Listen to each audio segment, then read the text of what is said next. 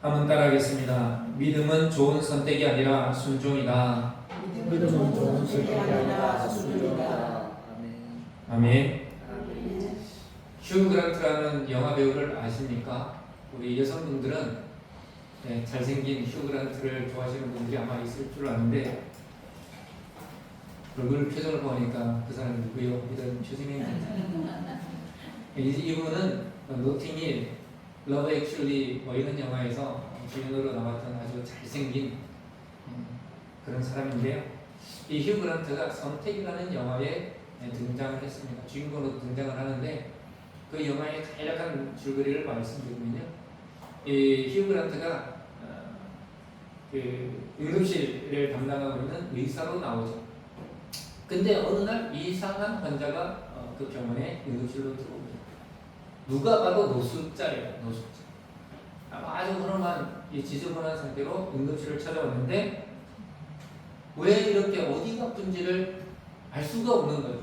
그래서 이렇게 진찰하고 저렇게 진찰해봐도 모릅니다. 그래서 이 사람이 과거에 어떤 병력을 가지고 있는지를 조사를 했는데 잘 나오지가 않아요.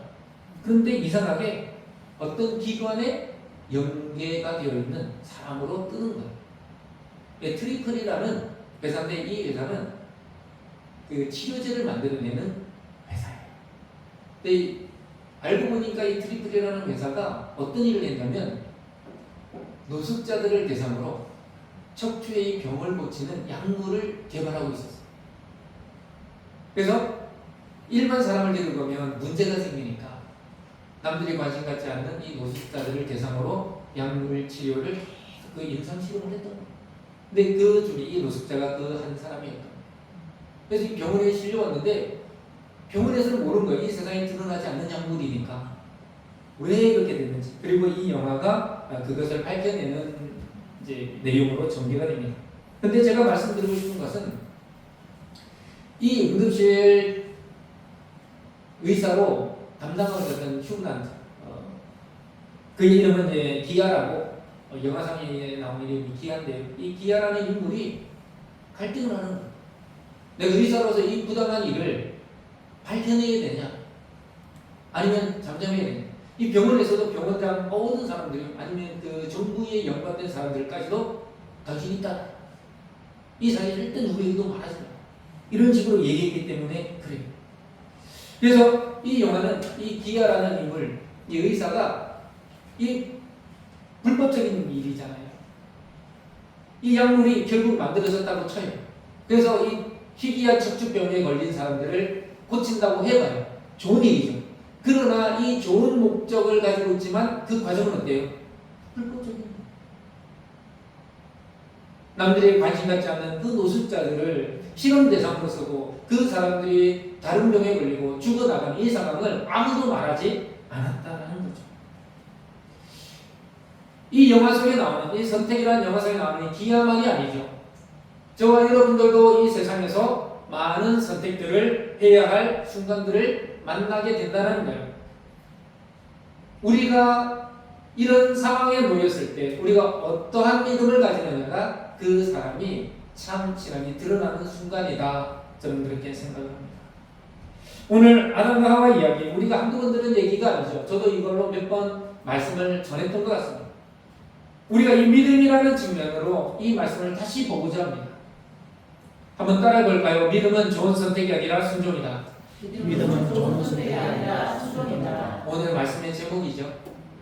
어떻게 보면 이 첫 번째가 제일 중요할 수도 있어요. 우리는 믿음을 선택이라고 생각하는 경우가 많습니다. 내가 하나님을 믿기로 선택하고, 내가 예수 그리스도를 나의 구세주로 믿기로 선택하고, 내가 이러한 믿음의 삶을 살아가기로 선택하고, 믿음을 선택이라고 생각하는 사람 많습니다. 제가 먼저 이 영화의 얘기를 꺼낸 것, 이것은 여러분이 하고 있는 이 선택이 하찮다거나 규정하지 않다거나 의미가 없다거나 절대 그런 의미가 아니라는 사실을 말씀드리기 위함입니다. 정말 자기 인생을 걸고 어떤 선택을 해야 되느냐라는 그 기로에 놓였을 때 그 사람의 선택이 그 어떤 것으로도 표현해낼 수 없는 아주 소중한 가치를 지니고 있음을 저 또한 인정합니다. 그럼에도 불구하고 성경이 말하는 믿음이 선택이냐? 제가 볼 때는 그렇지 않다는 거예요. 인간의 선택을 제가 비하기 위해서 말씀드리는 게 아니라는 것을 제가 누차 다시 말씀드리는 거예요. 그 사람의 선택 너무나도 고귀하고 귀중하고 값어치 있습니다. 그러나 성경이 말하는 이 믿음은 결코 저와 여러분들의 의지적인 선택이 아니라는 것을 우리는 기억해야 한다는 것이죠.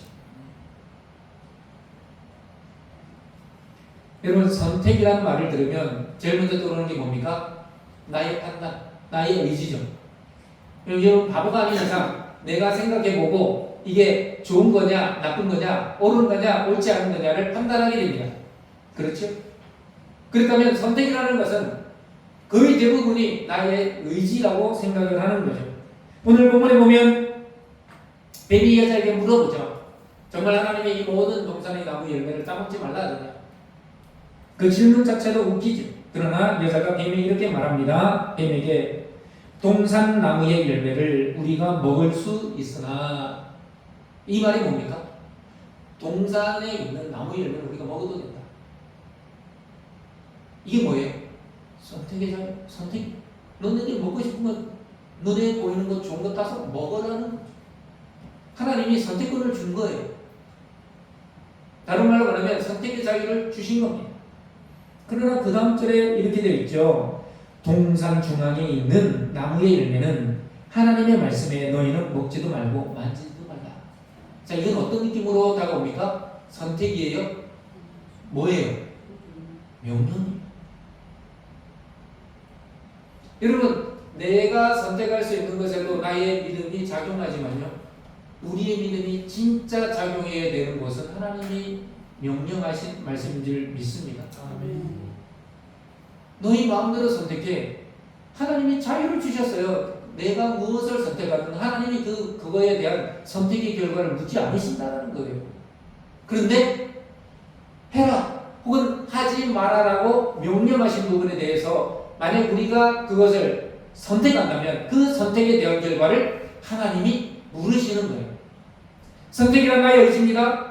믿음은요, 나의 의지가 아닙니다. 뭐예요? 하나님의 선물이라고 그랬습니다. 자, 삶의 문제는 어디에서 일어나죠? 바로 이 선택에서 일어난다는 거예요. 여러분, 믿음은 선택이 아니라 순종입니다.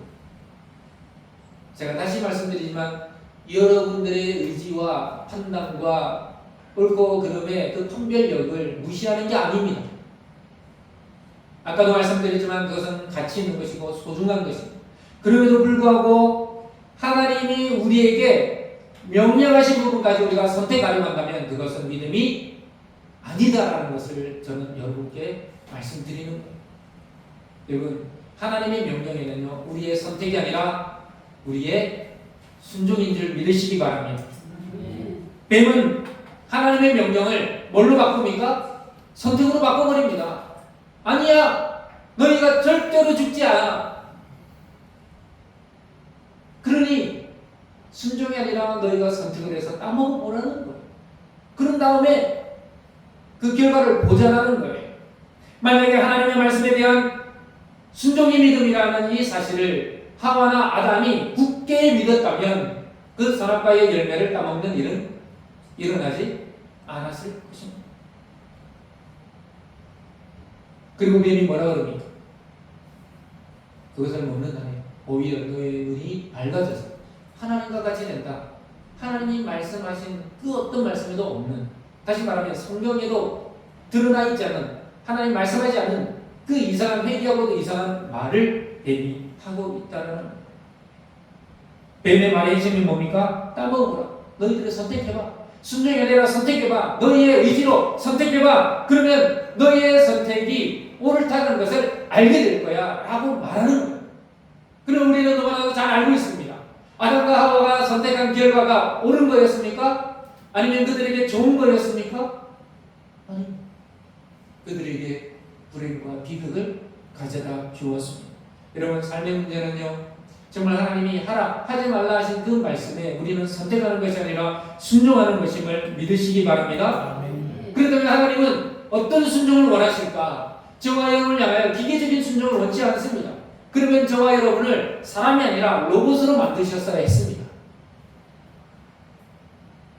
여러분, 애완동물 키워보셨죠? 지금도 키우고 계신 분이 있는 줄 아는데 개나 고양이나 동물들요 주인의 말을 온전히 다 듣지 않습니다. 가만히 보면 지하고 싶은 대로 해요. 먹을 걸 줄 때만 순종하는 척하죠. 동물들도요 그 주인의, 요즘엔 주인이라고 하지 않더라고요. 보호자라고 하더라고요. 여러분, 사람의 지위가 높아진 게 아니라 동물의 지위가 높아진 거예요. 동물이 마치 사람처럼 된 거죠. 하나님이 원하시는 순종은요, 기계적인 순종이 아니라 의지적인 순종인데요. 이게 중요합니다. 의지적인 순종이 곧 믿음이라는 거예요. 여러분, 앞뒤를 안 가리고 하나님의 말씀에 순종하는 건요, 그 기계적인 순종입니다. 그건 하나님도 원하시는 게 아니에요. 내가 아무리 고민해고 아무리 기도해봐도 하나님의 말씀에 순종하는 것이 옳다 인정하고, 하나님이 옳다 인정하고, 하나님만이 해답이라는 사실을 인정할 때에 진짜 순종이 이루어지는 거예요. 두 번째, 순종이란 나의 의지를 따르는 것이 아니고 하나님의 의지를 따르는 것입니다. 여러분, 순종이란 무엇인가를 우리가 다시 한번 정리해봐야 된다는 거죠. 우리는 선택을 할 수 있습니다. 무엇이든지 선택할 수 있습니다. 그러나 그 선택이 하나님이 하신 우리에게 주신 말씀보다 위에 있는 것은 우리의 선택이 아닙니다. 그것은 방종이고요, 교만이라는 겁니다. 왜요? 우리는 하나님의 피조물이라는 사실을 잊어서는 안 되기 때문입니다. 여러분, 선택을 선택한다, 이런 말 들어보셨습니까? 오로지 나의 자유의지대로 행하겠다고 결단하는 거예요. 왜? 내 앞에 여러 가지 것들을 내가 자유롭게 선택할 수 있는 권리가 나에게 있는데 왜 내가 선택을 할 수 없지? 라고 생각하는 순간 하나님의 말씀에 순종은 사라진다는 거예요. 반면에 순종을 선택하는 것은요, 하나님의 말씀에 따르는 거예요. 하나님의 의지대로 내가 행하겠다라고 결단하는 거예요. 왜 이것이 중요할까요? 왜 이것이 중요할까요? 여러분, 선택에는 그 결과에, 선택의 결과에 반드시 책임을 져야 하기 때문에 그렇습니다. 아담과 하와가 하나님이 따먹지 말라고 한 선악과를 따먹었습니다. 책임을 안 졌나요? 책임을 졌습니다. 그 책임의 결과가 무엇입니까? 첫 번째, 죽음이 임하게 된 거고요. 두 번째, 에덴 동산, 낙원에서요, 쫓겨나게 된 거예요. 선택은 나의 의지대로 하겠다는 뜻이고 순종은 하나님의 의지대로 하겠다는 뜻이죠. 순종에는 책임이 따르지 않습니다. 그러나 선택에는 책임이 따릅니다. 여러분, 이 사실을 기억해요. 내가 모든 걸 다 선택해놓고 하나님 왜 이러십니까? 그게 잘못됐다라는 거예요. 나의 선택에 내가 선택했다면 그것은요, 내가 그 결과를 책임져야 돼요. 그러나 내가 하나님의 말씀에 순종했다면요, 나는 책임질 필요가 없습니다. 주인이 종에게 뭐를 하라고 시켰는데 그 종이 주인의 명령대로만 행했다면 뭔가 그 일이 그렇쳐도 잘못되어도 그 종이 책임집니까? 안 집니까? 안 집니다. 그 일의 책임은 주인이 져야 돼요.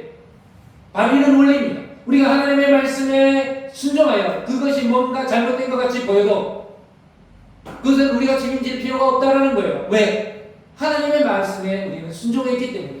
그러나 우리가 순종하지 않고 어떤 것을 내가 선택했다면, 내 의지대로 따랐다면 그것은 오로지 그 결과에 대한 책임은 오롯이 내가 져야 된다는 거예요.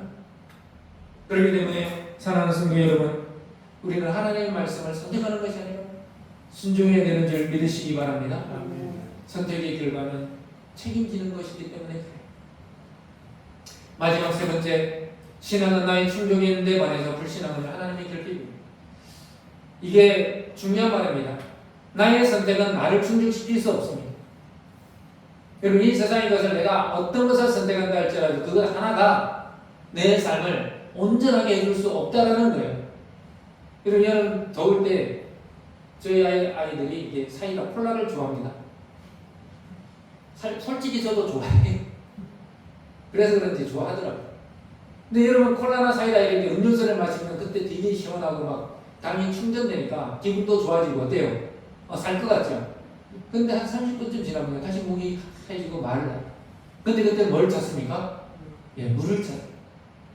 물이 우리의 목마름에, 우리의 갈증에 해답이듯이 우리의 삶의 피로와 뭔가의 요구사항을 채우는 것은 이 세상의 것이 아니라는 거예요. 그것은 오롯이 하나님의 말씀인 줄 믿으시기 바랍니다. 시편 73편에 이런 말씀이 있습니다. 주께서 참으로 그들을 미끄러운 곳에 두시며 파멸에 던지시니. 여러분, 이 말씀이 누구를 향한 말씀인지 혹시 아십니까? 부자들을 향한 말씀입니다. 그러니까 올바른 부자, 훌륭한 부자가 아니라 무엇이든지 모든 것을 다 자기의 것으로 만들어서 나만 부자가 돼야 돼, 나만 잘 살아야 돼, 나만 좋아야 돼 라고 하는 이 세상의 악한 부자들을 향한 하나님의 말씀인 거예요. 주께서 참으로 그들을, 이 부자들을 어디에 두신다? 미끄러운 것에 두신다. 여러분, 미끄러운 것에 올라가면 어떻게 돼요? 미끄러져 내려오게 되어 있습니다. 내가 아무리 높이 올라가려 해도 어떻게 돼요? 미끄러져 내려온다는 것이죠. 누가복음 12장에 보면 어떤 부자가 나오냐면 여러분 잘 아실 겁니다. 소출이 너무너무 많았어요. 그에 거둬들인 게 너무 곡식이 많았어요. 그래서 창고를 어떻게 합니까? 더 확장을 하죠. 그러면서 뭐라 얘기합니까? 내가 거둬들인 것이 많으니, 소출이 많으니 내가 평안히 먹고 이제는 즐기자. 그 부자의 말은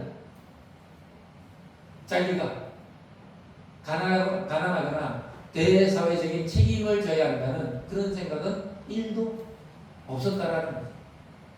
자신만을 위한. 자, 그럼 다시 아담과 하와로 돌아와 볼까요?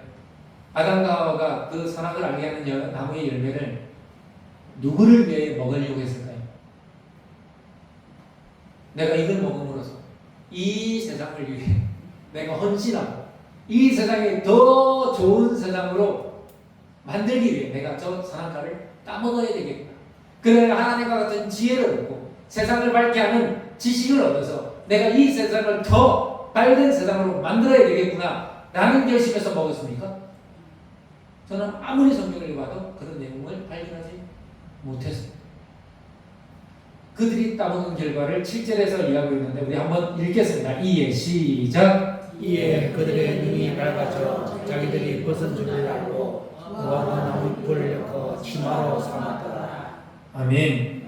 여러분, 신앙은요, 신앙은 나의 충족입니다. 왜? 신앙, 내가 하나님의 말씀에 신앙은 아까 믿음은 순종이라고 했죠. 신앙은 하나님을 향한 신앙, 하나님을 향한 순종은 하나님이 나의 삶에 채워주시고 만족해 주시는 길로 가지만, 불신앙은요, 하나님의 결핍, 하나님이 부족하다는 말이 아니라 하나님으로부터 채워질 모든 공급의 길이 끊긴다라는 거예요. 하나님의 역사가 끊기고요, 하나님의 관심과 사랑이 끊긴다라는 거예요. 어떤 길이요? 불신앙의 길이요. 아담과 하와가 선악과를 먹고 그들에게 주어진 것은 수치심밖에 없었습니다. 부끄러움밖에 없었습니다. 이것은 무엇에 대한 수치요? 무엇에 대한 부끄러움입니까? 불순종. 말씀에 대한 불순종의 부끄러움이었습니다. 여러분, 지금은 뭐 유행하지 않지만 닉 부이치치라는 그 호주 청년, 이제는 청년이 아니겠죠. 아마 지금 이제 어른, 성장한 어른이 됐을 텐데요. 이분이 엄청나게 많은 강연을 다니면서 좋은 선한 영향력을 끼쳤습니다. 저도 그 영상을 상당히 많이 봤고 또 많이 보여주기도 했는데요. 근데 이 닉 부이치치가 3번이나 자살 시도를 했다 그러죠. 그러니까 팔다리가 없이 밑에 보면 한 요만한 발가락같이 생긴 하나가 자기는 다리라고 그래요. 치킨 스틱이라고 부르더라고요. 자기 스스로. 그래서 치킨 스틱같이 생긴 게 내 다리다 이렇게 얘기를 하는데 한번 생각해보세요. 팔다리가 아예 없고 오른쪽에 이만한 치킨 스틱 같은 거 하나 이렇게 달고 나오는데 인생을 어떻게 살아가고 이 세상, 이 험한 세상을 어떻게 살아가겠습니까? 그런데요, 그는 15살에 예수님을 만난 뒤로 인생이 바뀌는데요.